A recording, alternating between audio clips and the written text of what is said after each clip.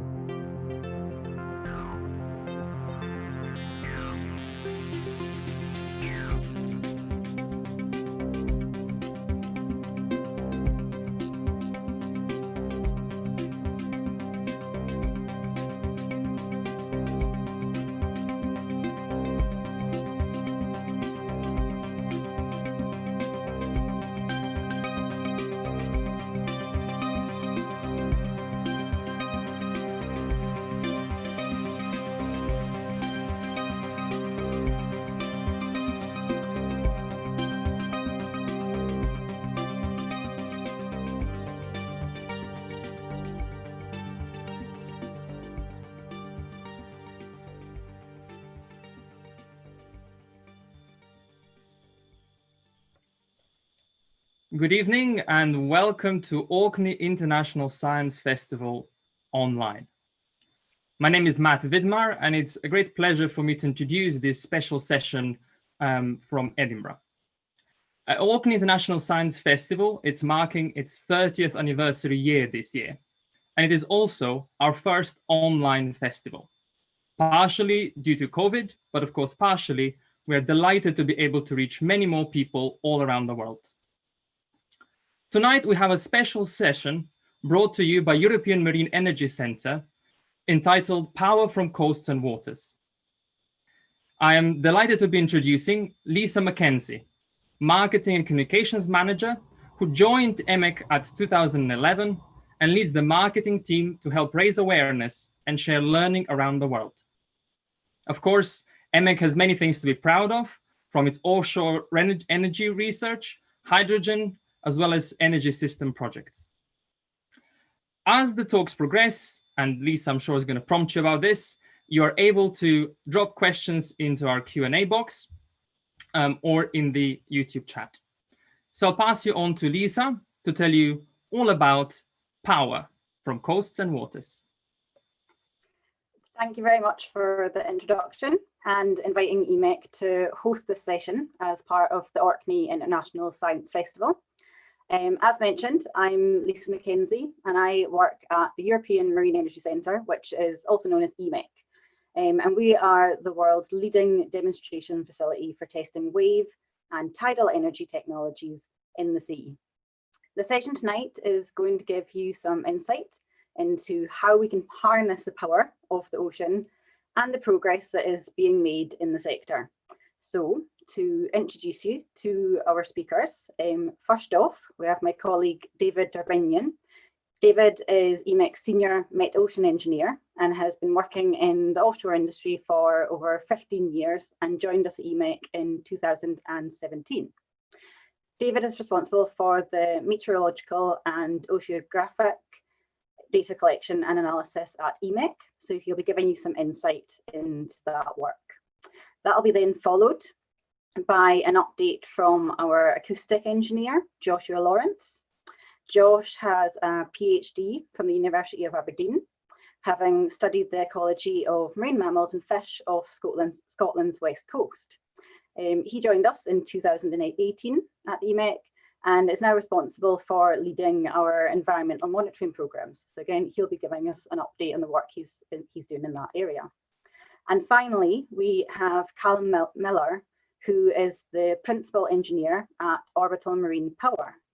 Now, Orbital is a floating tidal turbine developer based in Orkney, and they have tested 2 iterations of their technology already at EMEC, with the next one on the way.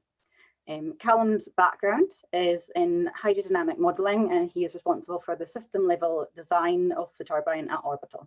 So very excited to hear more around what's happening there as well. So David's going to kick us off, so over to you. Thank you very much, Lisa. Yes, I'll kick off the series of 3 presentations, fairly short presentations, with a general overview of what the waves and tides are, where the energy is coming from, and how do we try to harvest it. So on the next slide, I'd like to probably cover a few, just to remind a few basics. The ocean covers roughly 70% of Earth's surface with a very thin liquid layer. That's what our ocean is, especially compared to the radius of the Earth. But at the same time, that's a layer which is on the surface of a rotating sphere, and that sphere is on top of that all is heated unevenly. That means there are a lot of forces acting on the ocean. It's the wind blowing over the surface. That's the gravitational pull of moon and sun. It's the earthquakes create tsunamis. So it's a very energetic, very dynamic environment where a lot of energy is stored and transmitted. So on the next slide, I would like to cover a few, just to bring some numbers to it, especially when it comes to energy resource around the UK. It's estimated that about 35% of Europe's wave energy and up to 50% of Europe's tidal energy is within UK's waters.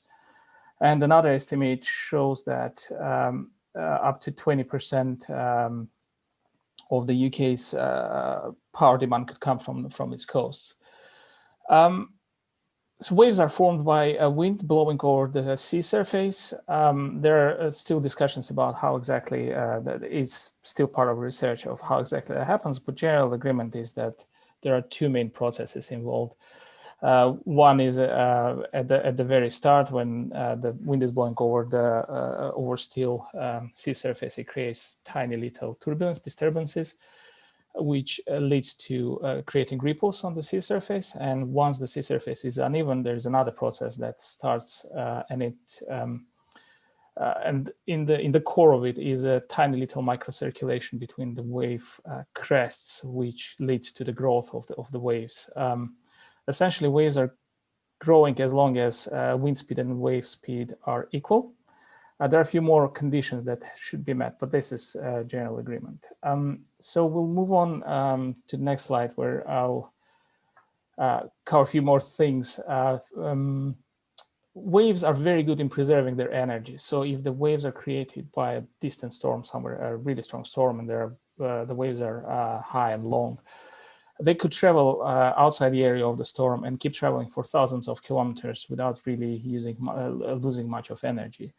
What that means in practical terms is when we look at the wave conditions at a certain place, what we see is actually a superposition of different waves created in different places under different circumstances coming together into one spot. And that's why when you look at the sea, you see very chaotic motion at the sea surface. It's really hard to say. You can't really see one particular wave. The way we measure it, we at EMEC, there are different ways to do it, but the most popular around the world and the way that we do it at EMEC is using surface buoys. In this particular case, that's a wave rider buoy. It sits on the surface of the ocean and just bobs around as the surface changes. And it, in a fairly high frequency, it collects information about the change in the surface.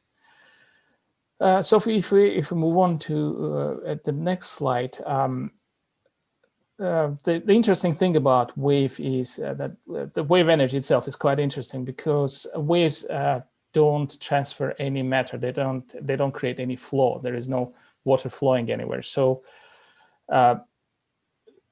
the waves are actually transfer of energy, which means when we look, if we pick up a water particle in the passing wave, all we will see that particle just moves up and down in a closed circular pattern. I should have put caveat here. It's in the deep water in ideal conditions, but that's generally the agreement that wave is a transfer of energy. Because there is no water flowing anywhere, extracting the energy isn't that straightforward. That's why there are various wave energy converter types which try to do it in the most efficient ways possible. Just here, we've got a small animation of 4 types, but there are lots more. And just going from left top, there will be attenuators, then there will be point absorbers. That's they sit on the surface and go up and down trying to extract that energy, and they're moving flaps as the bottom left corner, and the rotating mass, which is essentially same as your self-winding wristwatch, just in a lot bigger scale. On the next slide, what I would like to cover is how do we predict wave resource. The difficulty is that it's impossible to accurately predict waves for the periods longer than just a conventional weather forecast. So 3-5 days you would get an accurate forecast, but that's about it. Mainly because the waves are created by weather. So the way we go about it is we assume that the wave conditions are random variable, random parameter, which follows certain distribution. And then we take a lot of that data, really long data set, and try to calculate the averages, the extremes, the benign conditions. By really long data set, I mean it needs to be long enough to exclude all the seasonal biases. We know the waves are bigger in winter and smaller in summer. And also to include the differences between different years. Some years could be benign, some years could be really severe. So we're talking 10 years, at least 24 years of data. We need to get some information. Now I'll move on to tidal data, to the next slide. To the tidal, tides do have different source. They're created by the gravitational pull of moon and sun. Moon being closer to us creates the most of the impact on tides. At the point on the Earth's surface, which is closest to the moon, the gravitational pull is the strongest. So it pulls the liquid water towards it, creating a bulge. There's another force which acts against it. That's inertial force. But at the point which is closest to the moon, the force is not strong enough to counteract it. While at the point on the Earth, which is the furthest from the moon, the inertial force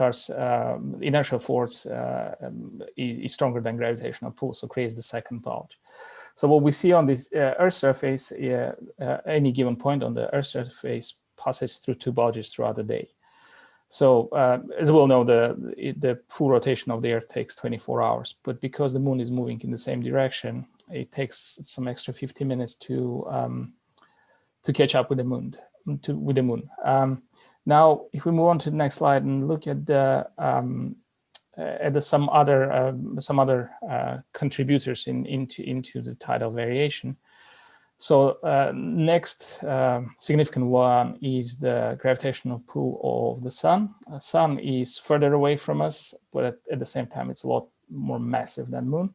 So it does create a gravitational pull that we can experience here. When moon and sun are aligned, they work together, creating a bigger gravitational pull. So we've got a higher tides, and when they are at 90 degrees, they act against each other, creating a lower tides. And that's how we see the springs and nips. So springs is the stronger tide, and nip is a weaker tide. We see normally 2 springs and 2 nips, as you can see here in time series within a month. And there are quite a few other contributors, and it's the change in the angles between moon and Earth. It's the distance from the Earth to the moon, distance from the Earth to the sun, is the change in the angles between sun and Earth. So there are quite a lot of them, and they do create that complex picture of the tides. One good thing and one very important thing is that we know all these contributors, and we know one very important characteristic of those. There's the frequency with which this forces act. So if we move on to the next slide, when here at EMEC, we look at the kinetic energy coming from the tides. So that's the energy of the tidal stream of the flow, which depends on the mass and the velocity. So the way we assess the tidal stream, the energy in the tidal stream, is by measuring the current velocity. Here on the left, you could see our main instrument that we use for it. It's acoustic Doppler current profiler. It measures current speed, changing the current speed in time, but also in space. So if you put it on seabed, you measure current speed from the seabed to the surface, and then in time, how it changes. So on the next slide, what we could see is, again, there are some tidal energy converters, different types. The most advanced ones, I guess, are, well, actually, there's some different devices existing, but it's the horizontal axis machines, it's vertical axis, funnel, tidal kites. One big advantage of tidal stream to compare to, say, with wind is that that water is a lot denser than air, so it's 800 times denser, which means the tidal stream has a lot higher energy density. The current profile from the seabed to surface changes as well. So the seabed, the currents are normally slower than on the surface, and I'm sure Calum later will mention that their machine takes advantage of positioning rotors in the high energy part of the profile. So if we move to the next slide, there is another huge advantage of tidal energy is its full predictability. If you remember, I mentioned that we know all the contributors, all the constituents that go into that create that complex tidal variation. By knowing their frequency, we can use harmonic analysis to calculate other parameters of those constituents, which are the amplitude and phase. And what that allows us, when we have those constituents well characterized, what we could do, we can predict tides for any time in the future. So here on the right, you could see tides in exactly 100 years from now in full awareness. So on the 3rd of September, year 2120, at 5 o'clock, the current speeds in full awareness will be like at the bottom panel, and the levels will be as shown on the top. That's me. I'm gonna hand over to Josh, who will cover the environmental side of things when it comes to marine energy. Thank you very much, David, and good evening, everybody. Just to reiterate Lisa's introduction, my name is Josh Lawrence. I'm the acoustic engineer at EMEC, and I'm responsible for all of our environmental monitoring programs that we're conducting at our sites. And I'm here to talk about the environmental impacts of ocean energy extraction. On the next slide, I'm just going to clarify exactly what we mean when we talk about these environmental impacts. And basically what we mean is any change caused on the environment by the extraction of the ocean energy that David told us about by the installation of these devices. And that can be on anything from water to whales. So it can be the physics of the system that David was describing. Sort of the extraction of the energy will change the movement of the water, the hydrodynamics in a wave or tidal site. It'll affect the plankton, which are the microscopic organisms living in the water column and on the seabed. It'll affect seafloor creatures, so potentially sessile or static organisms like cold water corals or sponges or algae, but also things like starfishes and other animals that live on the seabed. It'll affect fish that live either in the water column, like schooling pelagic fish, or fish that live close to the seabed, and then all the way up the food chain, up to predators. So that'll include things like marine mammals, so whales, dolphins, seals, and seabirds as well. So any change caused by the extraction of ocean energy on any of those receptors is what we're talking about when we talk about the environmental impacts. And these can be both positive and negative. Most of the concern and the work that's done on measuring these is on the negative impacts. Obviously, those are the ones that we want to make sure we understand fully so that we can monitor and mitigate to try and reduce any negative impacts that we're having on the environment. And in particular, if there are species involved that are vulnerable or protected, those are the main ones that we're worried about monitoring those impacts. So on the next slide, I'm going to talk about why there are risks involved with these animals. And in particular, that's because these energetic areas, so wave and tidal sites, like Dave was explaining, they are high energy, but these animals actually tend to use them potentially more than other lower energy sites. And they can use them for various different reasons.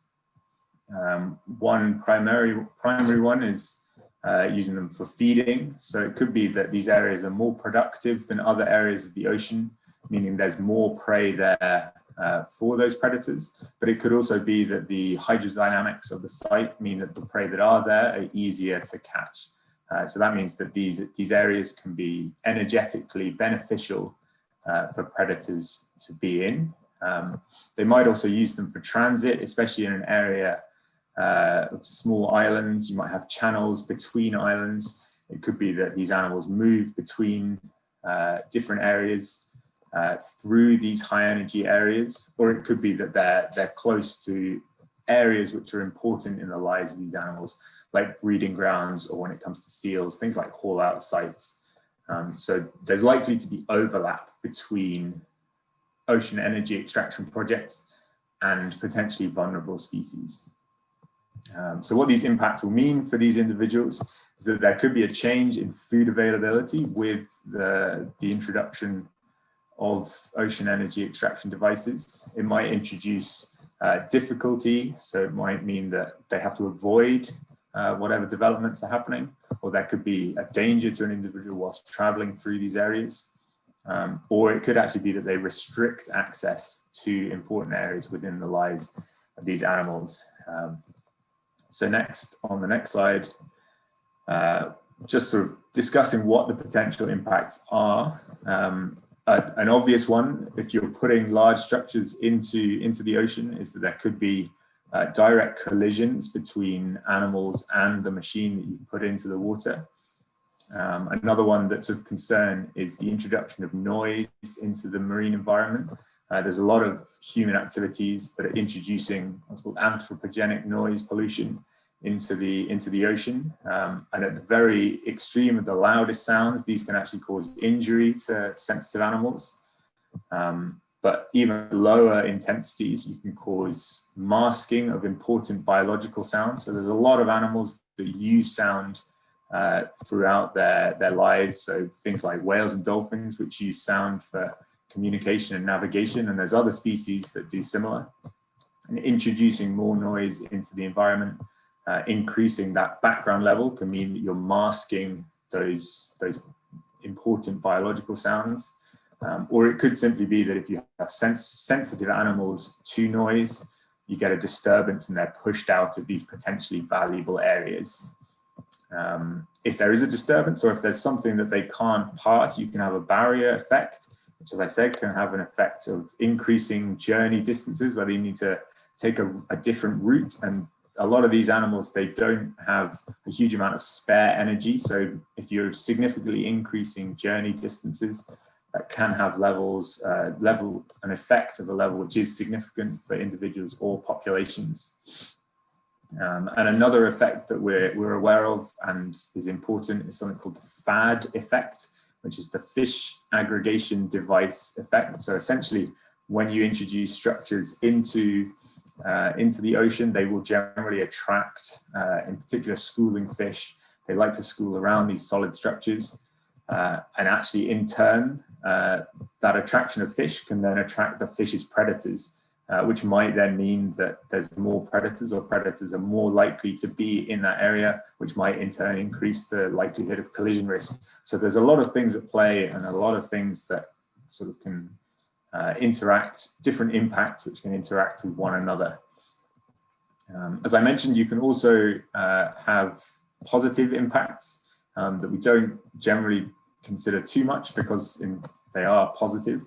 So that fish aggregation device effect, increasing the amount of fish in a given area, or actually these areas can work as sort of virtual marine protected areas. So they will be closed off to other activities potentially, so fishing. So it might provide a haven for some animals where they can't be exploited by other human activities.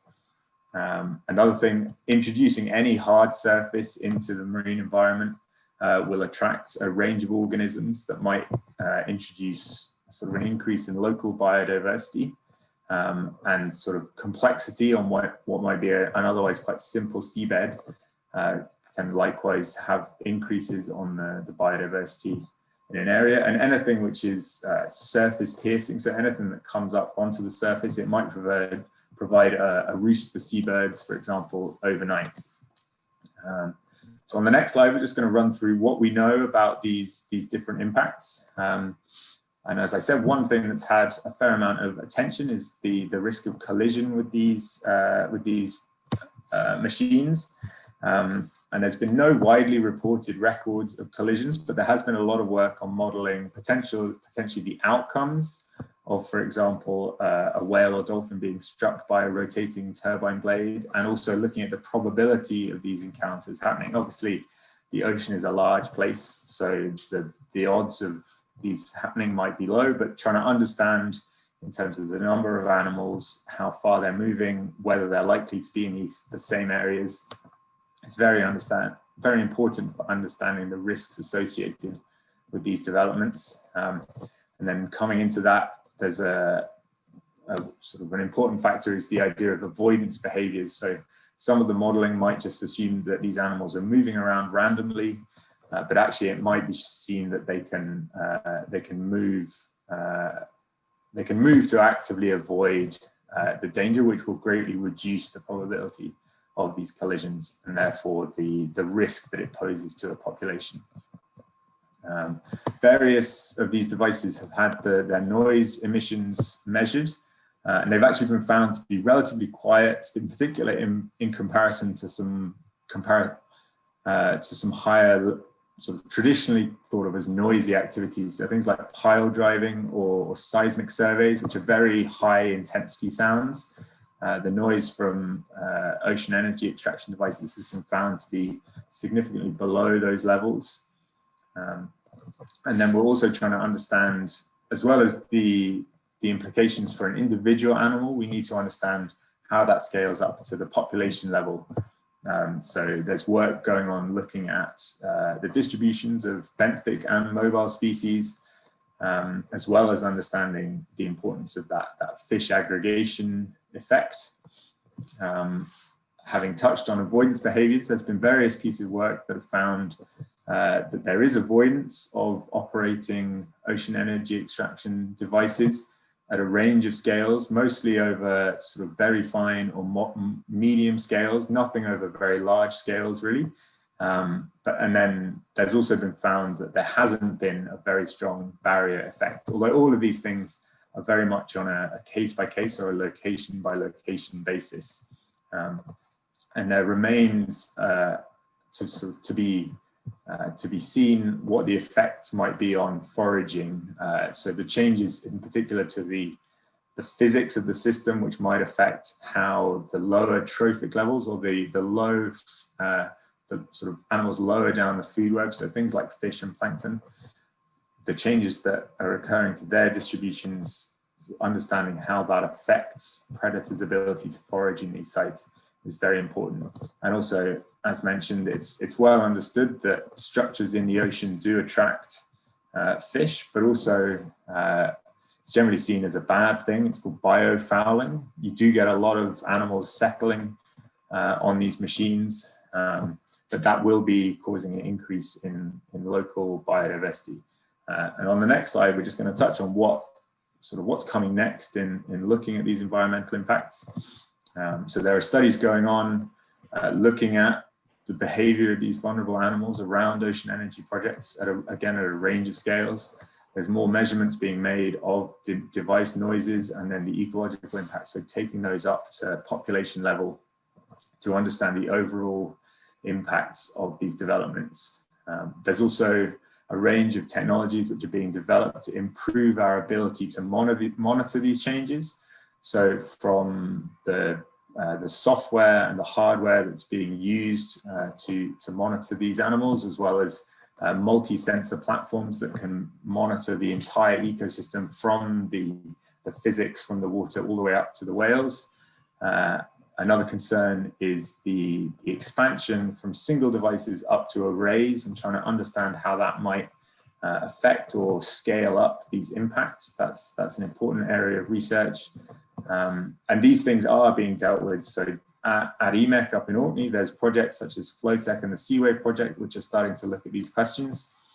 At the Maygen site in the Penton Firth, there's work going on, but also further afield. So this is an active area of research that's going on around the world.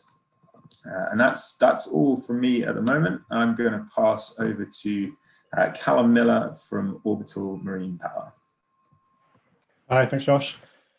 I'm Calum Miller. I'm a principal engineer at Orbital Marine Power.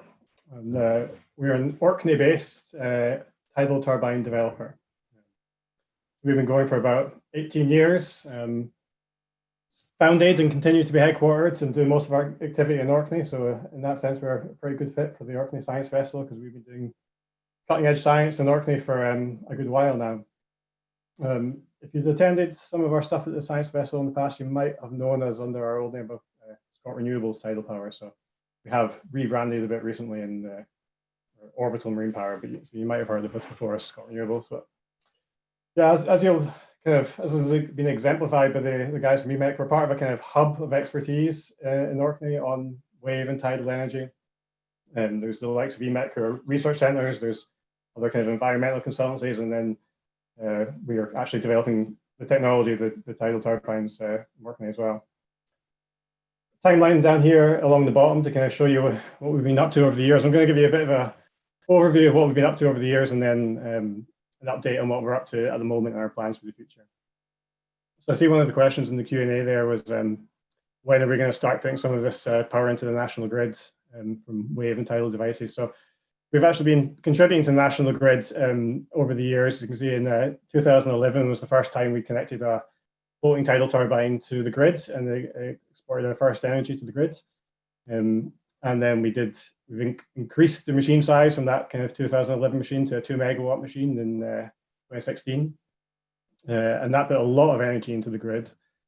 That ran for about 12 months, and that put 3 gigawatt hours into the grid, which is a considerable amount of energy for a prototype tidal turbine. And indeed, at that time, that was more energy produced from that tidal turbine than had been produced by all tidal turbines that had ever been connected to the grid before. So that project for us in 2016 was our kind of breakthrough project, which really demonstrated our technology at full scale. And at the moment, we are currently building another 2 megawatt turbine, which is going to come up to Orkney in the early part of next year. And that again will be exporting to the national grid. And then from that point on, we do expect to be building turbines fairly consistently and ramping up to array level projects and contributing to the national grid in a more significant way. So in the next slide, I've mentioned the words floating tidal turbine a few times. You may be struggling to picture what that actually means. So this is our proprietary technology here. This is a floating tidal turbine. This is what we've been developing for the last 18 years with the goal of unlocking the energy resource, which is the tidal stream that we have in abundance in Scotland and the UK, and producing clean and reliable power.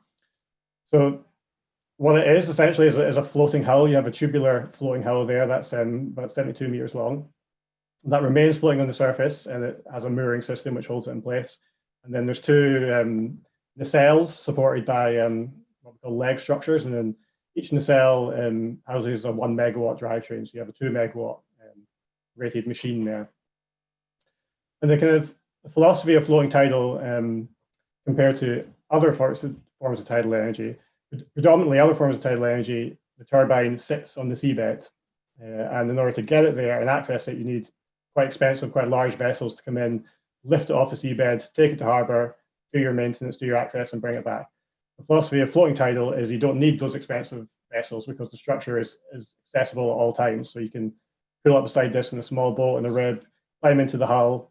if you need to climb into the nacelles, those legs actually actuate up the way so that the nacelles come to the surface and you can climb into the nacelles. So particularly for a novel technology which is, hasn't been fully commercialized yet, it's extremely important to be able to maintain it in a cost-effective manner. And we really believe that's the way that you make tidal energy compete on a cost basis with established technology. So that's the motivation behind our technology. And on the next slide, so given this is the Orkney Science Festival, I wanted to give a wee flavour of some of the science we've been doing in Orkney over the years. So back when we started 18 years ago, it was by no means obvious that you could attach 1 megawatt size nacelles to a floating structure and expect that structure to be stable and behave well and not capsize or anything like that, because the forces and moments created by the rotors are extremely large.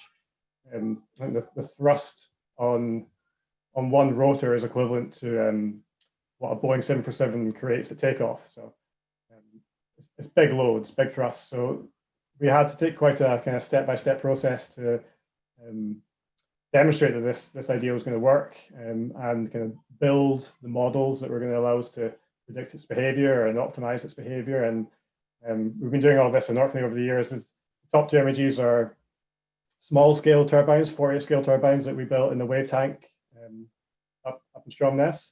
The lower two images are when we first started putting things in the water, and that's a 5th-scale turbine, which was tested in Hoy Sound. And we've moved up over the years, and we're now at full scale, at kind of commercial, industrial scale, really. And the next slide, this is our big breakthrough project. So this was the first time that we'd kind of consolidated all the science and engineering we did all over the years and turned it into a full-scale 2 megawatt turbine. So this is a 500-ton structure. It's pretty big. This one's 64 meters long. 2 1 megawatt nacelles, and this is the machine that was working at EMEC for just over a year, and really proved that floating tidal isn't effective. We proved with this machine that floating tidal can make significant amounts of energy, and the challenge we have now is to prove that we can make money from that energy, because with one-off builds, with prototype builds, you can't compete on cost with established technologies, wind turbines who have gigawatts of supply chain learning behind them and massive economies of scale. So when we're building one-offs, we can't compete on cost. But when we reach scale, when we develop our own supply chains and volume manufacturing, we can compete on cost. So we're proving that they can make energy, and now we need to prove that it makes money, in the sense that you can invest in this and make the same returns that you do when you invest in a wind project, for example. Next slide, please. So this is the 2000, the SR2000 there, being towed by a typical work boat. So this really kind of drives home the point that for our turbine, for the floating tidal turbine, you can do all the work with small boats, and that's fundamental to how we make the cost of energy low, how we keep it low. So this vessel here is towing the turbine to site. It's a fairly common vessel. There's a bunch of them in Orkney, for example. Costs about £3,000 a day to hire. And that type of vessel can do all the operations required to install a turbine. It can install the mooring system, it can tow the turbine, it can install a turbine, it can access the turbine. So the whole concept is to build a turbine that can be installed and operated by readily available low-cost vessels. Next slide, please. And then the other part of the floating tidal turbine concept is the maintenance philosophy. So what you can see here is the guys climbing on to the SR2000 when it's on site, out in the tide raging past. And it's a very safe platform to climb onto, to access, to do your maintenance. And certainly compared to something like an offshore wind turbine, which are actually reasonably hard to climb onto and then climb up a couple hundred meters into the nacelle. So this is what really gives us the competitive advantage over things that are positioned on the bottom of the seabed and require a large heavy lift vessel to come in and lift them out of the water to access them. Next slide, please. So the SR2000, like I say, I was on site at EMEC starting in 2016 for just over a year. It weathered some pretty big storms. We weren't precious with it. We put it out there in let the North Sea throw its worst at it, and it came out alive and survived HS6 storms quite comfortably. And we actually maintained generating tidal power in up to HS3, which are quite significant waves, HS3. So we've kind of proved with that operating at the surface, where you might think that you'd be hindered by the presence of waves, that we could survive the waves and generate power through them.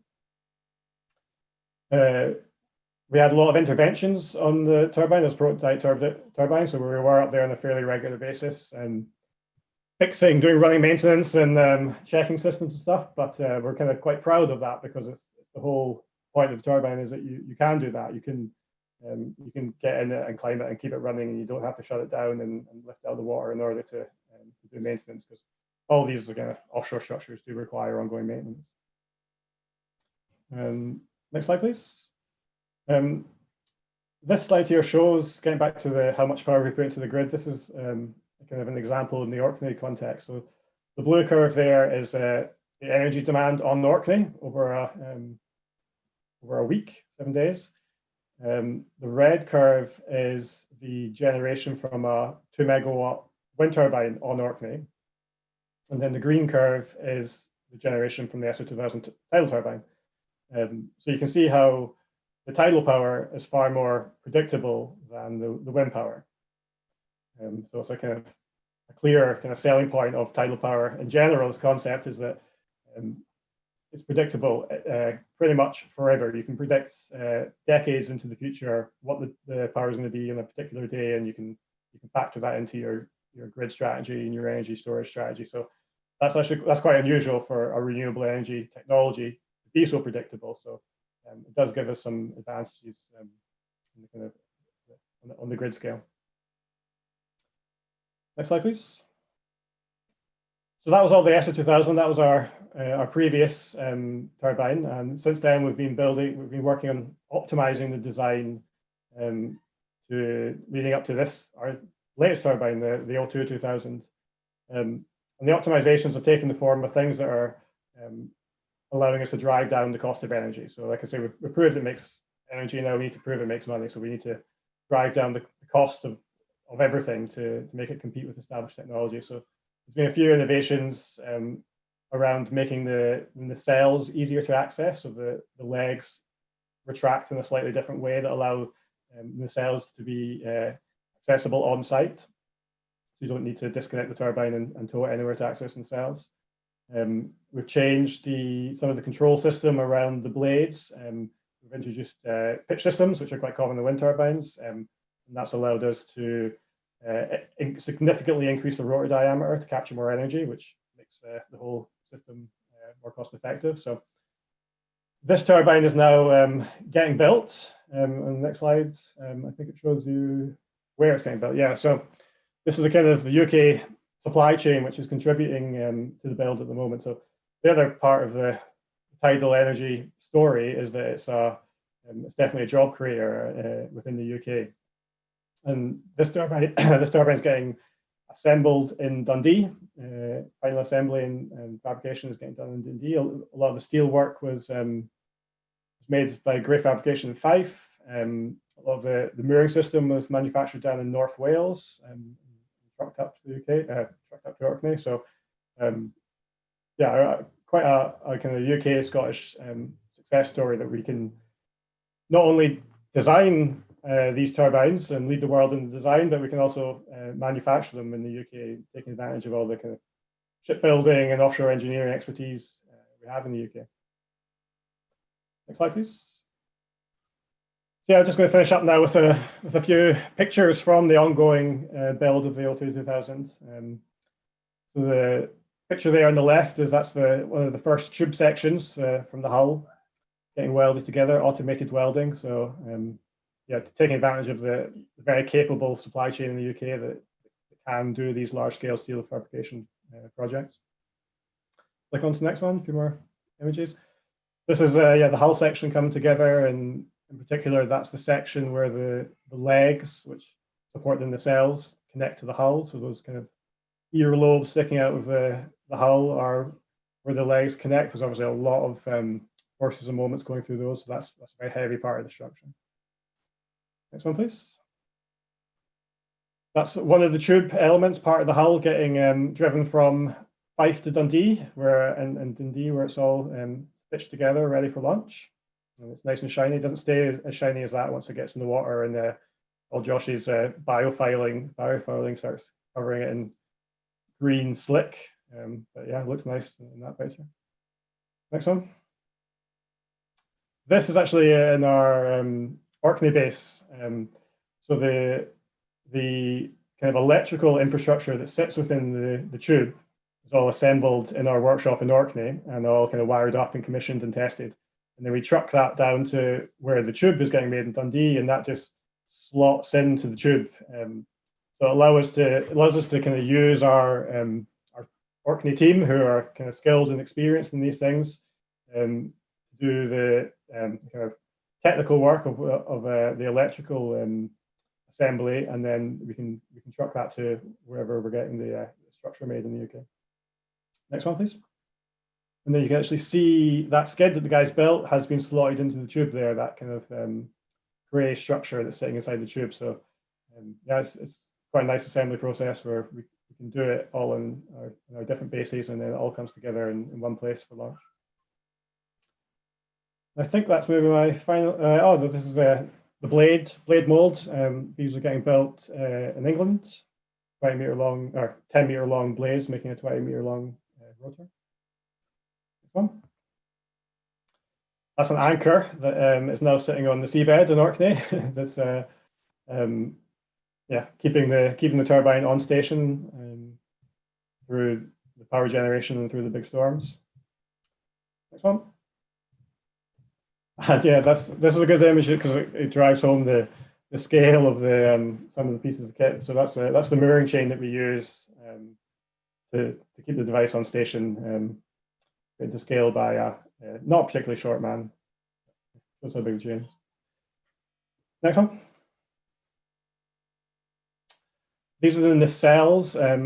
For this machine, we've partnered with German company SKF, who are doing the assembly of nacelles.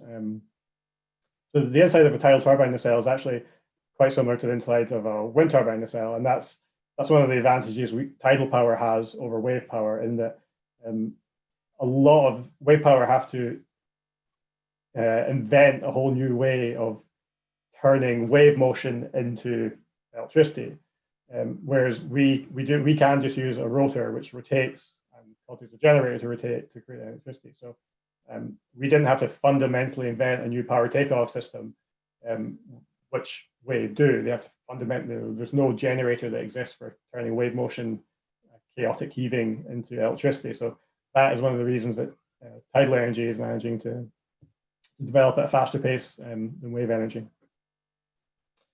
And I think that's my last slide, so we can probably go on to some Q&A now. Yeah, so I think I'm going to hand over now to Lisa McKenzie from EMEC to run a bit of a Q&A.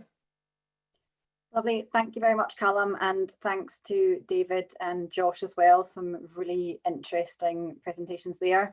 We've got just under 10 minutes to answer some questions.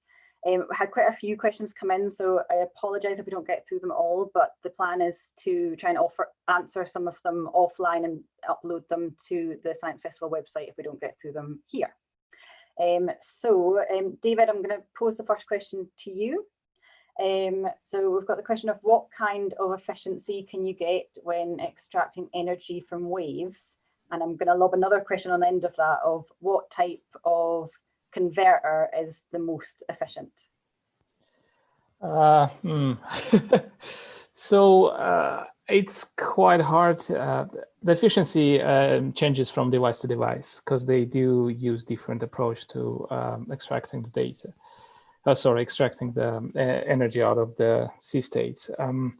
Some of them are a lot more efficient in particular sea states and a lot less in other ones. So it depends not only on the device, but on the site as well.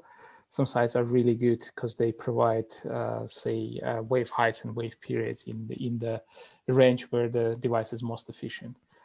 I would say from top of my head, probably 40% would be maybe the top. So you would go probably from 20 to 40% efficiency. It really depends on the site and on the machine. And the second question was about which one is most efficient. Again, it really depends. They're all efficient in different ways and for different seas and different conditions.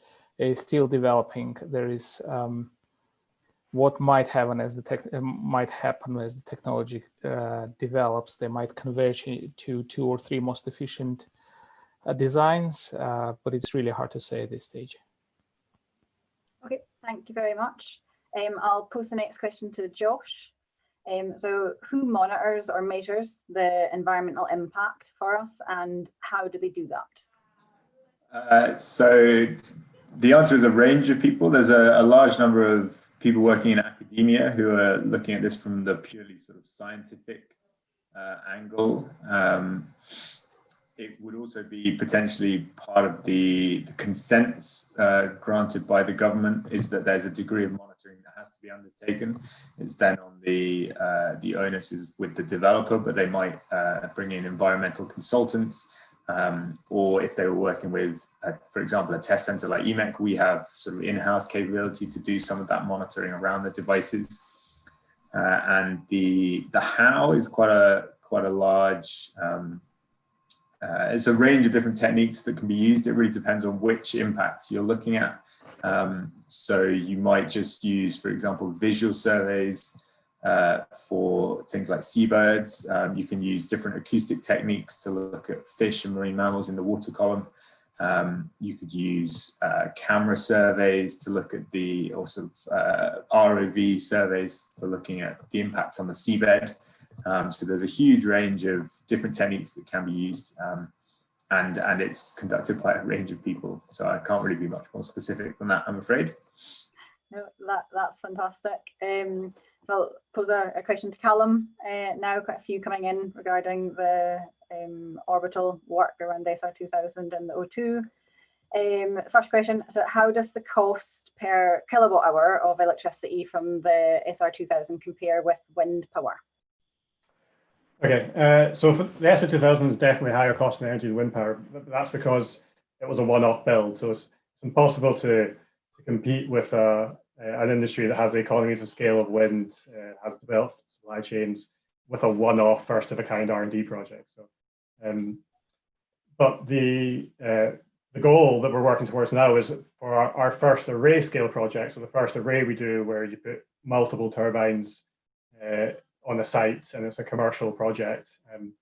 The goal is certainly to have that competing with offshore wind on a level pegging, and that's where we expect to be in a few years' time. Once we install this O2, that's the kind of final part of the R&D development story, and then at that point we expect to be selling turbines into array projects, and to do that we simply have to compete with offshore wind.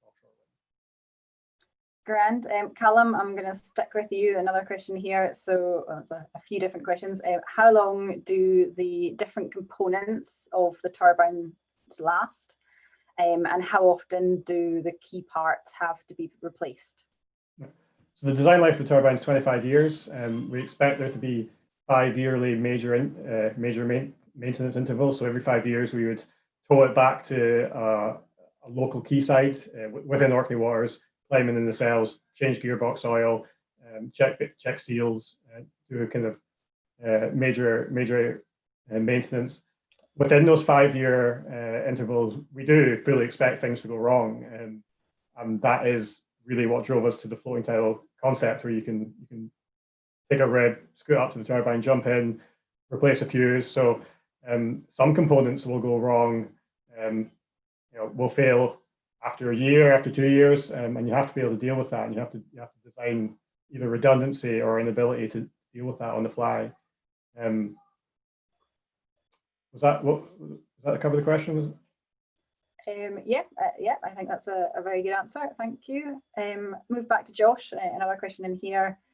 So how do you know whether it is a turbine or a technology, or whether it's climate change that is influencing environmental change and biodiversity? So I guess this ties in a little bit with the how in the previous question, but so one of the ways that we can do this is we would have a control site. So we would conduct the same sort of monitoring at the site prior to the installation of the turbines or whatever technology. And at another control site, we would then introduce the technology and then continue to monitor both sites. And you would hope that you'd be able to tell from changes at the control site which hadn't been impacted by the ocean energy development. That would sort of show you the consistency of what the background changes might be. And then any other changes you can hope to attribute to the energy device that you've installed. Lovely. I'm going to do one final question for David, and then we'll pass back to Matt. So what percentage of the year is the Scottish coastal sea state chaotic? The sea state, well, the easy answer is probably always. The thing is that sea is a chaotic state. The waves is a chaotic system. It's always changing. You can look at a sea at the short term and just go out and see. You could see that the surface moves all the time. At the same time, they could be coming from different locations and different places and overlapping. All we could do is do some analysis on it, spectral analysis on it, try to extract some components that that contribute into that particular sea state. Same we do for the year, just slightly different technique, statistical. Okay, thank you very much for that. I apologise that we didn't manage to get through all of your questions, but as I said, we'll aim to answer them offline and upload them to the Science Festival website. I just want to really thank the Science Festival for the opportunity to have this talk tonight, and particularly to congratulate you on your 30th year. And thanks again to David, Josh and Calum for speaking. And if you really enjoyed this session and are keen for more on the type of work that EMEC is doing, we have another session later on tonight at 7 p.m. As part of the Science Festival, covering some of the work that we're doing in green hydrogen and energy systems. So please do come along and log into that as well. Anyway, Matt, that's back over to you. Indeed. Well, of course, thank you, Lisa, for so capably managing what I must look quite an electronic mayhem at the back end there. And again, thank you to EMEC from the part of the Science Festival. Of course, also thank you so much to our technical team. I don't know precisely how they prefer to be called, but a great joint effort to make this all possible at this difficult time. Just to highlight, Orkney Science Festival is happening over the next whole week, and we have interactive events as well as more talks like these. For instance, there's also still spaces available for the PD Kirk virtual lunches this week, and our evening festival club table sessions at the Reel, or the virtual Reel. Quite an experience that I definitely invite you all to partake in. Links can be found in the description below each of the PD Kirk lunch event on the festival website. And in terms of the festival club, again, there is a link that's going to be shared in the live chat right now. And if you copy it and use it in your browser, you can come along at the event tonight. Of course, there's more ways to engage with the festival. Please do like us on our Facebook page and follow our YouTube channel. But finally, as Lisa mentioned, our energy evening continues. The next talk is up at 7 o'clock. It's called Orkney's Energy Revolution. And we've dealt with the coasts and the tides, but now we're moving to hydrogen and energy systems. So do join us for 7 o'clock in the same place. Of course, you can find it all on our website. So thank you so much for taking part. Thank you so much for listening in, and have a nice evening.